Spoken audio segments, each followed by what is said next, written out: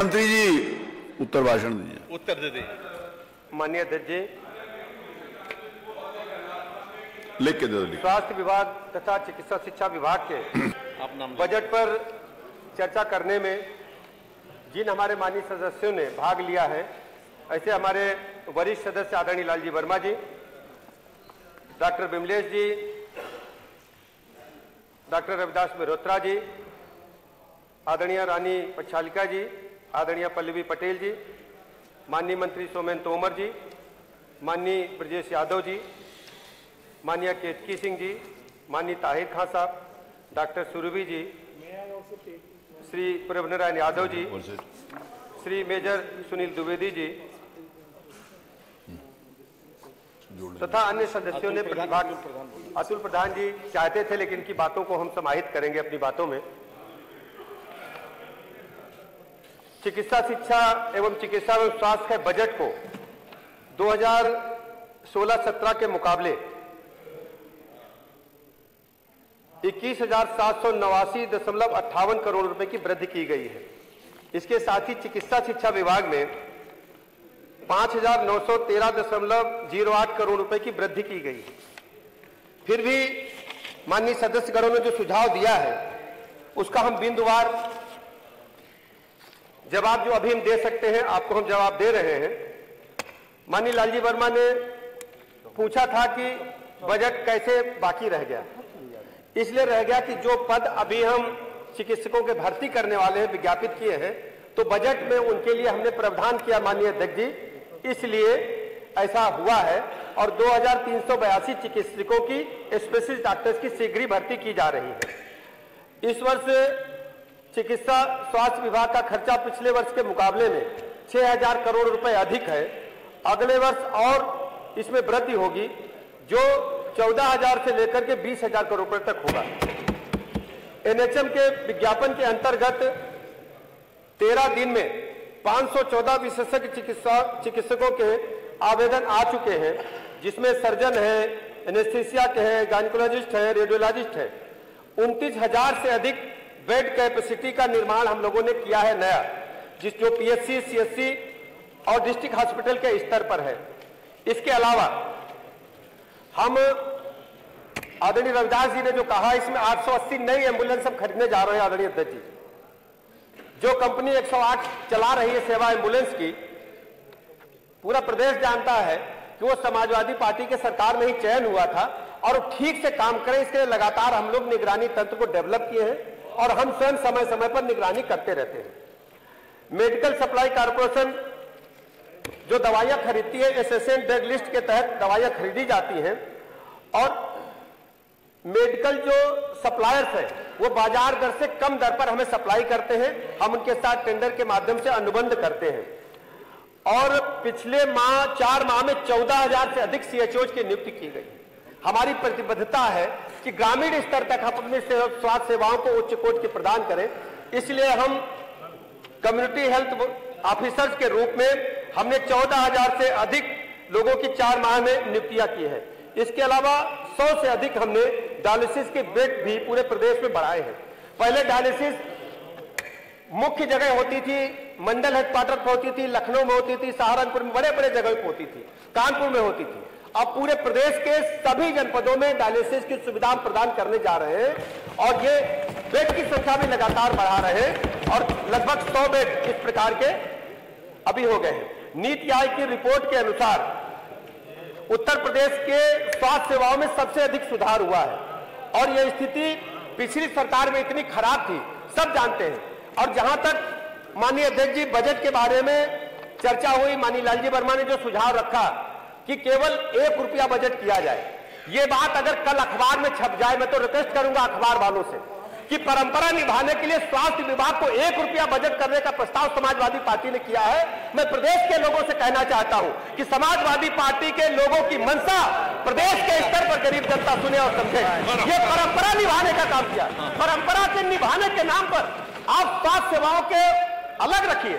स्वास्थ्य सेवाएं अति आवश्यक सेवाएं हैं। परंपरा के निभाने के नाम पर कोई ऐसा काम न करें जिससे शादी में कई महिलाएं भी ऐसा काम कर देती है। हमें अच्छी तरह परंपरा निभाने के नाम पर देखिए, घटना गई शादी मेरे घर में थी कुछ दिन पहले, पितृ देवता की पूजा के नाम पर बेटे को लेकर के जाती है, नीचे जूता रख कर के ऊपर कपड़ा पितृ देवता के पैर छू लीजिए, और सब महिलाएं हंसने का काम करती। महाराज ऐसी परंपरा न निभाइए। प्रदेश की जनता ने देखा है, 1 रुपया बजट का डिमांड आपने किया है। अरे वो भी ज्यादा इनके लिए दोस्त भी है, और आपकी चिंता है अगर 1 रुपया में हो गया तो आपकी चिंता टांडा वाला कैसे हम करेंगे। जहां तक आपने कहा कि कई मेडिकल कॉलेज में प्राचार्य के पद खाली है। माननीय अध्यक्ष जी, प्राचार्य के पद प्रशासनिक पद होता है, और कई जगह ऐसी अव्यवस्थाएं तत्काल खड़ी होती हैं कि हम उसको व्यवस्था को बनाने के लिए उनको हम हटाते हैं और तत्काल व्यवस्था भरने के लिए किसी को हम चार्ज देते हैं। टांडा वाला तो आप ही के कहने पर हटाए हैं। आपने शिकायत की। देखिए, हम पूरे मेंबर हमारे जितने सदस्य हैं ये सब हमारे परिवार के हैं। उत्तर प्रदेश की स्वास्थ्य सेवाओं को बेहतर करने के लिए आपका जो भी सुझाव होगा उसको हम मानेंगे। वो सांसद सुल्तानपुर वाले को पीछे और हमारे सुल्तानपुर वाले हमारे मित्र बैठे हुए हैं। ताहिर भाई जो कहोगे हो जाएगा। एक घटना याद आ गई अध्यक्ष जी, बता दे, सब लोगों का आनंद लीजिए। एक बार ताहिर भाई दुम्बा लेके चले दिल्ली से। क्या लेके चले? दुम्बा पूछिए क्या था? दुम्बा क्या था? दुम्बा एक बकरी होती विदेशी। अच्छा। और अध्यक्ष जी क्या हुआ, गाड़ी थी पजेरो, विदेशी गाड़ी थी, बकरी गई सीतापुर में, और 2.5 लाख का दुम्बा। गुरुदेव हमको फोन किए, भैया जल्दी कुछ करो, दुम्बा का एक्सीडेंट हो गया है। और हमने तत्काल जो है यहां से भाई जो उसको भेज सकते सीतापुर मित्र मंडली भेजा। पता चला बकरीद का मौसम था, दुम्बा की एक्सीडेंट में पूंछ कट गई। अब ये धर धर के रोए कि अब हमारा क्या होगा। हमने कहा कोई बात नहीं, दुम्बा कोई पाल लेगा, अब आपको जो भी करना दूसरे काम चलाओ। तो ताहिर भाई मेरे मित्र हैं, इनको देख करके हमको दुम्बा की याद आ गई। तो रेस्क्यू ऑपरेशन सीतापुर तक के लिए चला गया था। पूछे ताहिर भाई, स्पेशल गाड़ी गई थी लखनऊ से। तो अध्यक्ष जी, हमारे सभी मित्र लोग हैं जिन लोगों ने सुझाव दिया है उच्च कोर्ट की चिकित्सा व्यवस्था लाने के लिए। अतुल जी ने जो कहना चाहा था, अतुल जी आप लिख करके दीजिए, उसको हम समाहित करेंगे। हमारी प्रतिबद्धता है। देखिए, सब लोग जानते हैं कि जो हम लोग काम कर रहे हैं वो निष्पक्षता के आधार पर और पारदर्शिता के आधार पर अध्यक्ष जी कर रहे हैं। पिछली सरकारों में स्वास्थ्य महकमे को लूट का अड्डा बनाने का काम किया गया। कट मनी लोग लेते थे।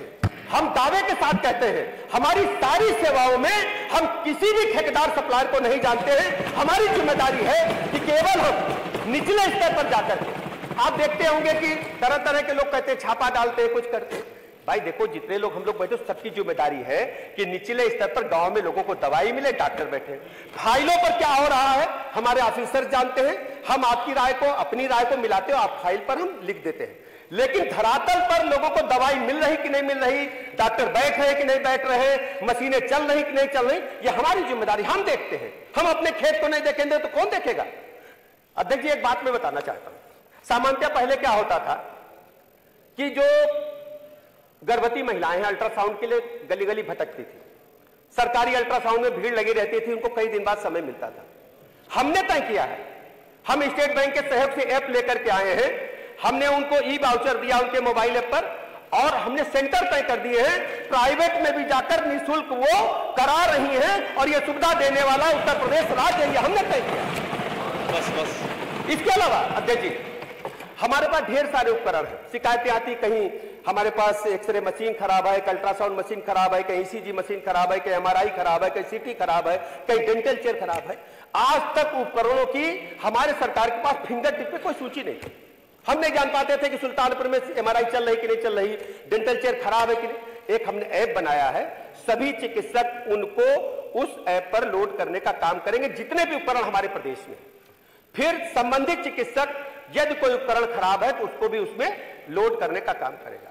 जिसकी जिम्मेदारी होगी वो तत्काल ठीक कराएगा, और यदि नहीं ठीक होता है तो इसमें भी हमने दंड का प्रावधान रखा है। इस प्रकार से पारदर्शिता के साथ हमारी सरकार काम करती है। इसके अलावा देखिए, मैं चिकित्सा शिक्षा विभाग में हमने 2,229.70 करोड़ रुपए का केवल राजकीय मेडिकल कॉलेज के लिए व्यवस्था किया है। 187 मेडिकल कॉलेज तथा सभी संस्थानों बजट अलग से वेतन मद में होता है। कुल 78.74 करोड़ रुपए है। हृदय रोग संस्थान कानपुर की चिंता हमारे सदस्य ने व्यक्त की है, तो मैं आपको बता दूं सर, 63.24 करोड़ प्लस 4.50 करोड़ रुपए का रिप्रोडक्शन बजट है। इस वर्ष 23-24 में हमने 62.13 करोड़ प्रस्तावित किया है और यदि और आवश्यकता होगी डिमांड के आधार पर हम वो भी देने का काम करेंगे, उसको प्रदेश का बेस्ट से बेस्ट हृदय रोग संस्थान बनाने का काम करेंगे। इसके अलावा हर स्थिति में हमने एमबीबीएस की सीटें, पोस्ट ग्रेजुएशन की सीटें और नर्सिंग कॉलेज में सीटें दोगुनी करने का काम किया है। हम प्रतिबद्धता के साथ आपके स्वास्थ्य सेवाओं को बेहतर से बेहतर करने का काम कर रहे हैं। माननीय विपक्षी सदस्यों ने, हमारे मित्रों ने जो सुझाव दिया है उनको हम, राकेश भाई भी कुछ लिख के दे देना, हम जो कर सकते कर लेंगे जी। वो भी बन रहा है, आप जानते हो सुप्रीम कोर्ट तक मामला गया है। एक ईटा नहीं रखा गया। देखिए मान्यवर राकेश जी, आप जानते हो कि ये लोकतंत्र है और लोकतंत्र सबको कहने का हक है। मामला अध्यक्ष जी सुप्रीम कोर्ट तक पहुंच गया। जो राकेश जी की चिंता है, मेरी भी चिंता है, महेंकेश्वर भाई की चिंता है। हम सुप्रीम कोर्ट में लड़ रहे हैं।